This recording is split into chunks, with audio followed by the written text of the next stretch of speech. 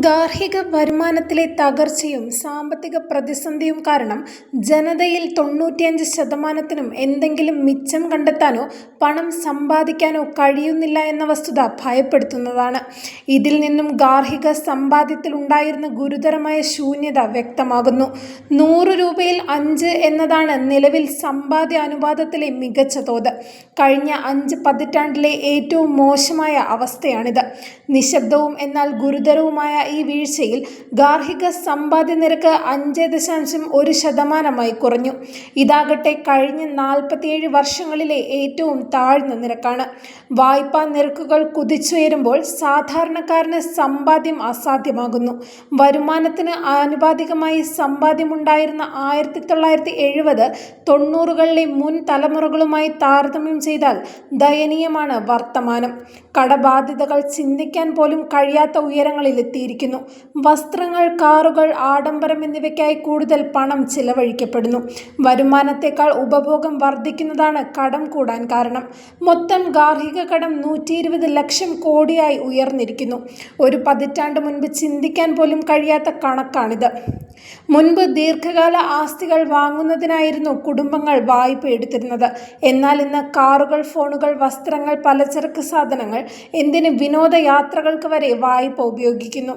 വരുമാനത്തെക്കാൾ അധികമാകുന്നു ഉപഭോഗം. അത്തരം വിടവുകൾ വായ്പകൾ കൊണ്ടാണ് നികത്തുന്നത്. ഒരു പ്രതിസന്ധി മറ്റിലൊന്ന് നയിക്കുന്നു. ക്രെഡിറ്റ് കാർഡുകളുടെ സമ്മർദ്ദം കടുത്തതാണ്. നിലവിൽ ഇത് 3 ലക്ഷം കോടിയാണ്. 28% ഉപഭോക്താക്കളും തിരിച്ചടവിൽ വീഴ്ച വരുത്തുന്നു. ശരാശരി ക്രെഡിറ്റ് ബാക്കി 33,000 രൂപയും ദേശീയ ശരാശരി ശമ്പളം 25,000 രൂപയും എന്നതാണ് അവസ്ഥ. ഇതുളവാക്കുന്ന മാനസിക സമ്മർദ്ദം വലുതാണ്.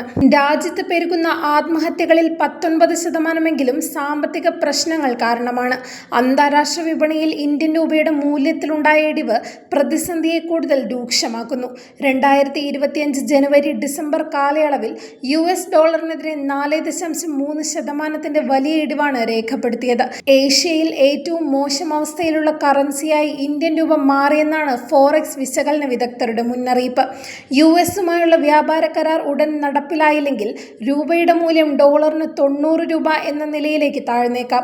വാസ്തവത്തിൽ ആഭ്യന്തര ഘടകങ്ങളെക്കാൾ രൂപയുടെ ഗതി ഇപ്പോൾ ആഗോള ഡോളർ കരുത്തിനെ ആശ്രയിച്ചിരിക്കുന്നു. കറന്റ് അക്കൗണ്ട് അനുകൂലമാണെങ്കിലും മൂലധനം പുറത്തേക്ക് ഒഴുകുന്നതിനാൽ രൂപ മാസങ്ങളായി മൂല്യത്തകർച്ച നേരിടുകയാണ്. ഇന്തോനേഷ്യൻ റുപ്പിയ, ഫിലിപ്പൈൻ പെസോ എന്നിവയുമായി താരതമ്യം ചെയ്യുമ്പോൾ ഇന്ത്യൻ രൂപ ഈ വർഷം 4% ഇടിഞ്ഞു. അതേസമയം ചൈനീസ് യുവാൻ ഉൾപ്പെടെയുള്ള മറ്റ് ഏഷ്യൻ കറൻസികൾ മികച്ച പ്രകടനം കാഴ്ചവെച്ചു. നവംബർ 21-ന് US ഡോളറുമായി താരതമ്യം ചെയ്യുമ്പോൾ രൂപ കൂടുതൽ താഴ്ന്ന നിലയിലെത്തി. RBI പിടിച്ചു നിർത്തിയിരുന്ന 88.8 നിലവാരം കടന്ന് സ്പോട്ട് മാർക്കറ്റിൽ 89.66 വരെ എത്തി. പിന്നീട് അല്പം മെച്ചപ്പെട്ട് 89.22-ൽ വ്യാപാരം നടന്നു.